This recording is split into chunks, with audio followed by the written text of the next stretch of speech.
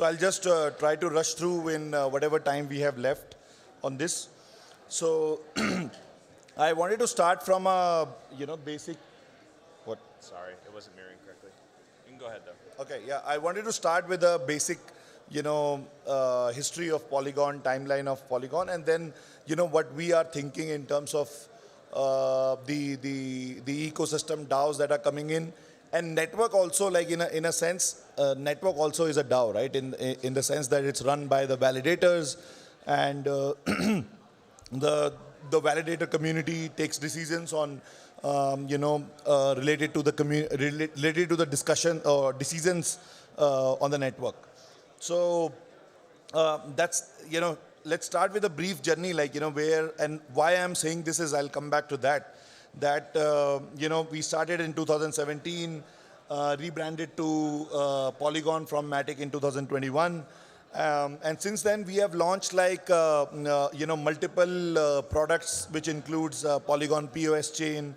Now we have Polygon Edge, where you can start your own chains using Polygon Edge. And then we are about to launch some of the roll-ups. Like, we have a ZK roll-up, which with Polygon Hermes, which does which right now allows the payments. But why I want to say that is that probably in the history of like the networks that we are building, Polygon is kind of in a unique place because we are probably the first network which is creating, which is basically an aggregator of multiple networks, right? So you have multiple different chains, like, I'll come to this part also, but let me take you through this. So, we have Polygon POS live, Polygon SDK is live, Polygon Hermes is live and all that. So all of these networks are built on top of Ethereum. So, you have, when you want to go into the governance of these networks, you have two different, forms or two different ways you can think about it. So, for example, a lot of decision making on the network can be done on-chain on Ethereum. So, for example, how many validators can be there on a particular chain? You can decide this by choosing some parameters on Ethereum smart contract, right? So that's one thing. Similarly, let's say you wanted to, this is on-chain governance on the layer 1. Then you can also have a part of the governance on these networks itself. So for example, Polygon POS chain has validators, and validators can impose or kind of, can impose some governance rules by accepting or rejecting some upgrades on the network clients, right? So this is why I feel that we are in a unique situation wherein we can have some programmable network parameters on the layer 1. And, we can have, of course, the client, the network client-based network governance that can happen on the layer 2 chains. So that's why I wanted to start from there. Brief history, brief thesis about Polygon. I mentioned yesterday also that, we believe that Ethereum is the settlement layer and, of this Web3. And then the transaction layer will soon emerge on the layer 2, where you'll see applications, primarily deploying on layer 2. We are already seeing a lot of applications who are directly deploying on the layer 2. So that's where we feel that, all the layer 2s are going to become the transaction layer, the applications, and users actually will be using, layer 2s only. I also mentioned some time back on Twitter, I remember that, Ethereum main chain is actually transitioning from a user to chain, where user actually used to interact with the chain, to chain, where chains are actually going to settle into Ethereum, and then the user activity will move onto the layer 2. So these are like, basically we are present across the spectrum. If you think about Ethereum scaling, we have, with Polygon SDK, you can have standalone chains which are not secured by Ethereum, but just have a bridge to Ethereum. And on the right extreme, you have fully secured layer 2s, where we are building multiple zero-knowledge rollups, optimistic rollups, and so on. Brief stats about Polygon ecosystem. It is currently the most adopted ecosystem by the developers. 7,000 plus dApps was posted by Alchemy some time back. I think Infura also mentioned like they have around 10,000 developers. So coming into this, like the main topic, the decentralization and future of governance, You know, as I was mentioning that you have both related to the DAOs as well as the network, you know, which I wanted to present the Polygon's point of view. You have on-chain governance as well as off-chain governance, right? So on-chain, where you change some parameters on a smart contract, and then you can you know, govern the underlying DAO. Or you can also have, like, you know, the developer, the validator community can, you know, have a lot of social discourse on their communities and, you know, influence some decisions over there.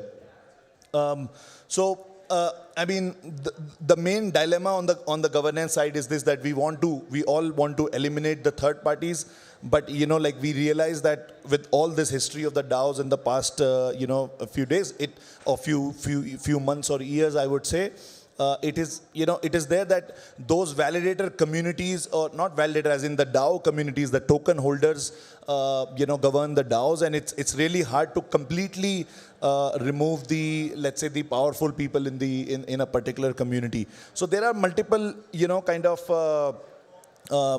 multiple kind of design patterns emerging. We are also seeing that decision making becomes very, very difficult in the DAOs. So I'm seeing a lot of DAOs actually going into the delegation mode, where the community can delegate, let's say, the decision making to a fixed number of, let's say, the delegates, and then the delegates can take faster decision. But, you know, still it's been really difficult to completely eliminate any single particular, or, you know, some you know, centers of power and have a fully decentralized governance.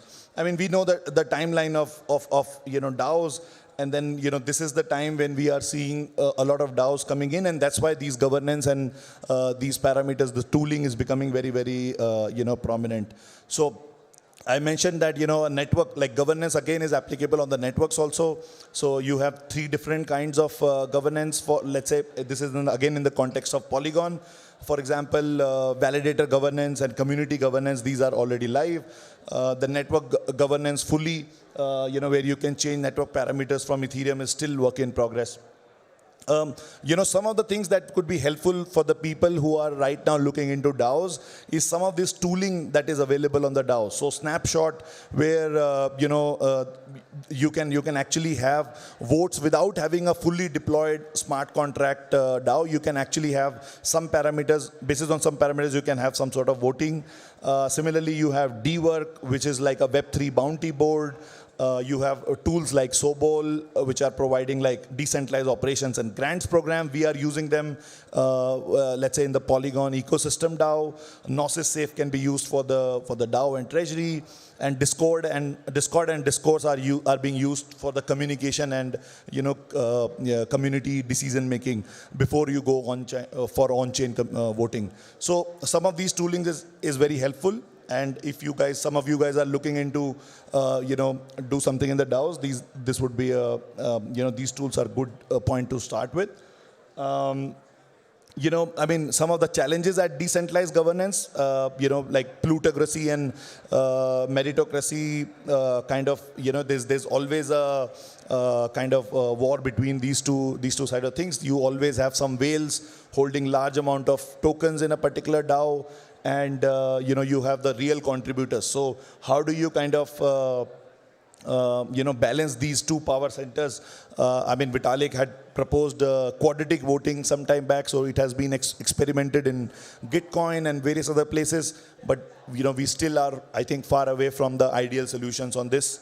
The governance tooling, I also said that, you know, right now still tooling is still in fairly fairly early stages, so that also is a fairly big you know, issue. And of course, if you don't achieve all of this, you risk being the DAO being centralized, and, you know, which can lead to the downfall of the DAO.